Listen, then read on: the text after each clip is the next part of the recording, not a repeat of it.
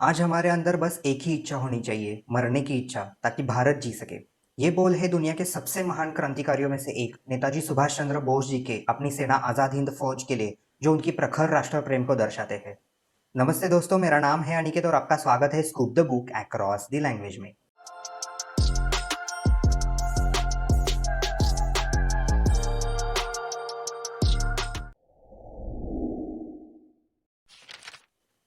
आज हम बात कर रहे हैं एक क्लासिक हिस्टोरिकल फिक्शन नॉवेल महानायक की, जिसे लिखा है श्री विश्वास पाटिल जी ने।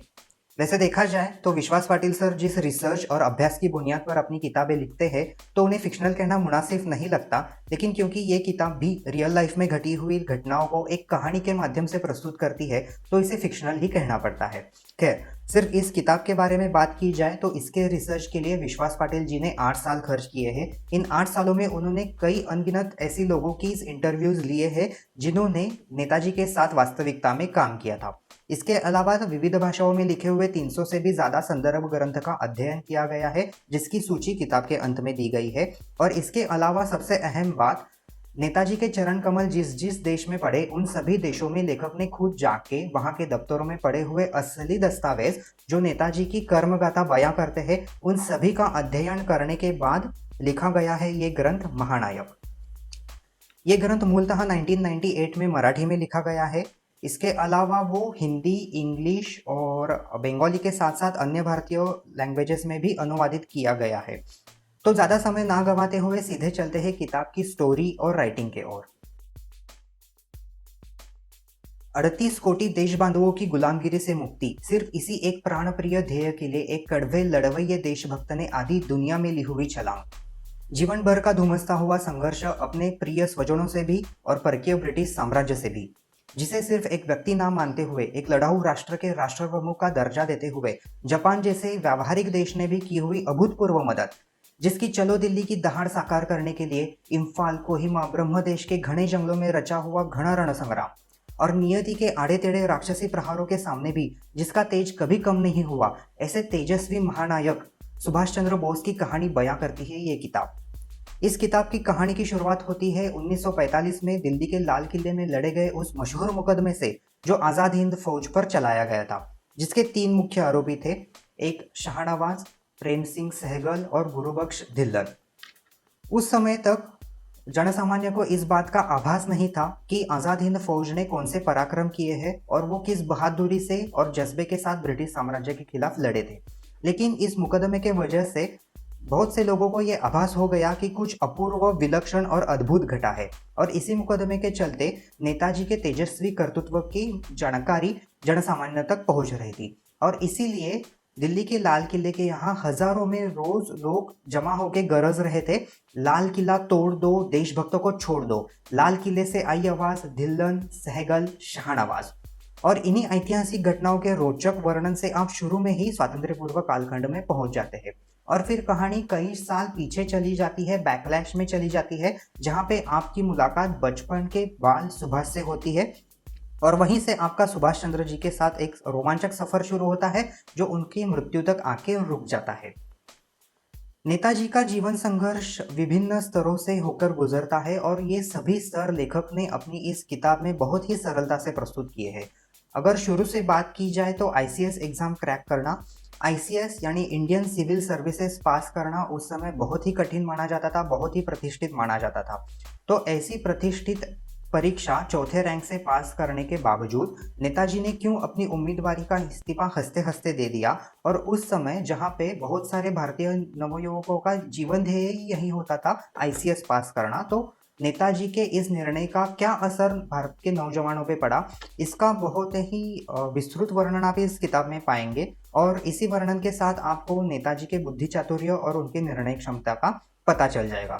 इसके बाद नेताजी का भारत वापस लौट कर आना, स्वातंत्र्य संग्राम में शामिल होके कांग्रेस के राष्ट्रीय कार्यकारिणी के अध्यक्ष स्थान तक पहुंच जाना, इसी समय उनके गांधी जी, नेहरू जी के साथ आपसी संबंध, आपसी स्नेह, आपसी प्रेम आदर और उसी के साथ साथ वैचारिक मतभेद और राजनीतिक विरोध, इन सभी एंगल्स का एक बहुत ही अच्छा मिश्रण इस किताब में लेखक ने प्रस्तुत किया है। इसके बाद जो बहुत ही अहम पड़ाव नेताजी के जीवन में आया था, वो था ब्रिटिशों की नजर कैद से निकल कर देश से पलायन करना। तो क्यों ब्रिटिशर्स नेताजी को अपना सबसे बड़ा शत्रु मानते हुए उनको आजन्म कारावास में या फिर नजर कैद में रखना चाहते थे, और कैसे ब्रिटिशों को चकमा देके सुभाष जी उनके नजर कैद से बाहर निकले, इसका बहुत ही विलक्षण वर्णन आप इस किताब में पाएंगे। कैसे नेताजी लोगों की नज़र में आए बिना और खास करके ब्रिटिशों के जासूसों को चकमा दे के अपने घर से बाहर निकले, कैसे वो हावड़ा जंक्शन गए, वहाँ पे कैसे वो पेशावर चले गए ट्रेन लेके, पेशावर से कैसे वो अपने गाइड भगत राम तलवार की मदद से चलते हुए काबुल तक पहुंचे, काबुल से कार लेके समरकंद, समरकंद से सोवियत यूनियन की ट्रेन से मॉस्को, और फाइनली आखिरकार मॉस्को से प्लेन लेके बर्लिन। तो ये कोलकाता से निकल के बर्लिन तक पहुंचने का बहुत ही रोमांचक सफर किताब में वर्णन किया गया है। इसके बाद वर्णन आता है नेताजी ने जर्मनी में बिताए हुए पीड़ादायी समय का। उस समय पे नेताजी का ये मानना था कि दूसरे विश्व महायुद्ध की आग से ही भारत के स्वातंत्र्य संग्राम का हवन रचना पड़ेगा, और इसीलिए दूसरे स्वातंत्र्य संग्राम के दौरान उन्होंने जर्मनी के हिटलर और इटली के मुसोलिनी से भी मुलाकातें की थी। तो इन्हीं मुलाकातों के चलते हुए बहुत सारे लोगों के मन में ये संदेह उठता था कि कहीं नेताजी अपने देश का भवितव्य इन तानाशाहों के हाथों गिरवी रखने की दिशा में तो आगे नहीं बढ़ रहे थे। लेकिन लेखक ने अपनी रिसर्च और अभ्यास के बुनियाद पर बहुत ही विस्तृत में अपनी किताब में बयां किया है कि कैसे नेताजी ने जर्मनी में भी रहते हुए भारत के पूर्ण स्वातंत्र्य का एजेंडा अमल किया था, और कैसे उन्होंने नाजी गवर्नेंस के अंडर एक स्वतंत्र कक्ष बनवा लिया था जिसका काम था भारत के स्वतंत्रता के ऊपर काम करना।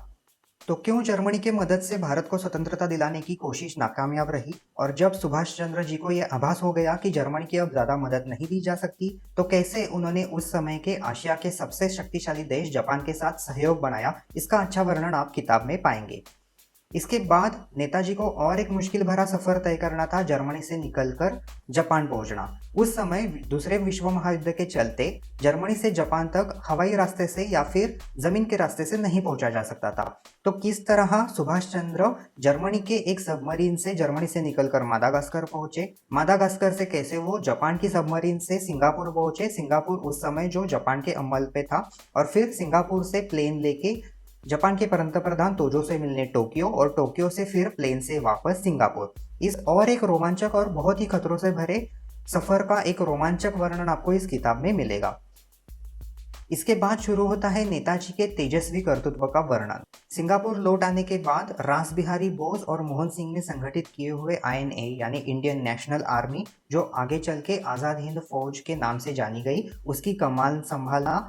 इतिहास में शायद कभी नहीं घटा हुआ ऐसी पहली घटना, यानी महिलाओं की सैनिक टुकड़ी यानी रानी झांसी रेजिमेंट की स्थापना करना, फिर स्वतंत्र आज़ाद हिंद सरकार की स्थापना करना, उसको अंतर्राष्ट्रीय स्तर पर मान्यता मिलवा के देना, और आखिरकार आज़ाद हिंद फौज ने जापानी फौजों की मदद से ब्रह्मा यानी आज के म्यांमार से होते हुए भारत के इम्फाल और कोहिमा पे आक्रमण कर देना। इन सभी घटनाओं का बहुत ही विस्तृत वर्णन आपको इस किताब में मिलेगा।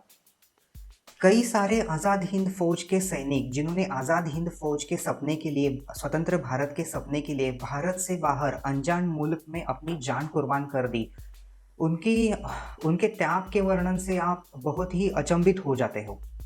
और आखिर में आता है नेताजी सुभाष चंद्र बोस जी के मृत्यु का वर्णन। जब भी सुभाष जी का विषय निकलता है तो मिलियन डॉलर क्वेश्चन यही होता है कि उनकी मृत्यु कैसे हुई, क्योंकि इस सवाल के पीछे कई सारी हिस्ट्री है और बहुत बड़ी मिस्ट्री भी है। मैं बता दूं कि नेताजी के मृत्यु के ऊपर 3 सिद्धांत प्रचलित है। एक जो पहला सिद्धांत जो भारत और जापान के गवर्नमेंट ने स्वीकारा हुआ ऑफिशियल सिद्धांत है, वो कहता है कि नेताजी की मृत्यु रशिया जाते हुए प्लेन क्रैश में हुई। दूसरा सिद्धांत ये कहता है कि नेताजी ने ब्रिटिश और अमेरिकन फौजों को चकमा देने के लिए प्लेन क्रैश का बहाना बनाया और वो रशिया जाने में कामयाब हो गए, लेकिन बाद में वहां पे उनको गिरफ्तार कर लिया गया और जेल में उनकी मृत्यु हो गई। तीसरा सिद्धांत ये कहता है कि नेताजी रशिया जाने में कामयाब हुए और जब भारत स्वतंत्र हुआ तब उन्होंने संन्यास लिया, वो भारत वापस आ गए और गुमनामी बाबा बन के अपना जीवन यहाँ पे व्यतीत किया।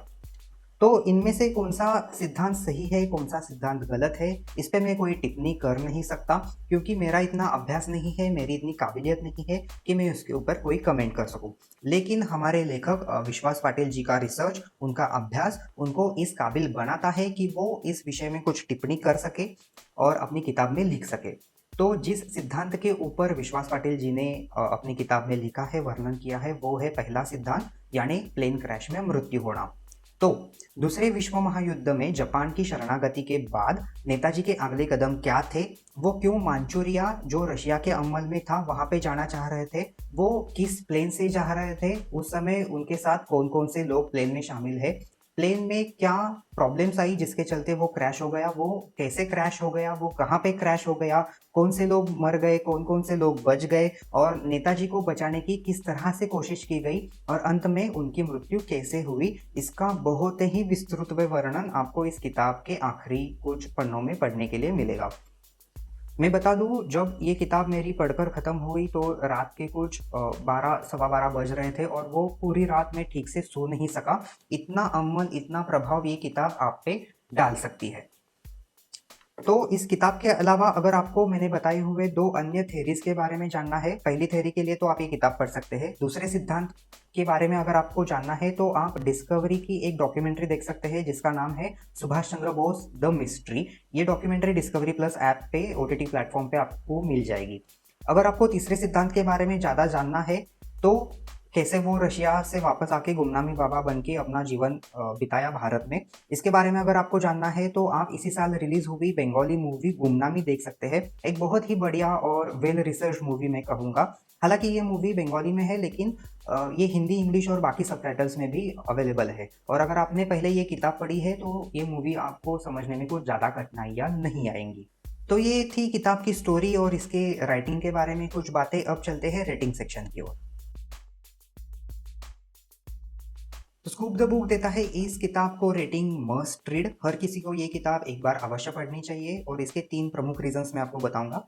सबसे पहले तो ये कि जैसे हम भविष्य में आगे बढ़ रहे हैं, हमारी आगे की पीढ़ियां आ रही है, वैसे वैसे हम इतिहास के नायक और नायिका और उनके कर्तव्यों को भूलते चले जा रहे हैं।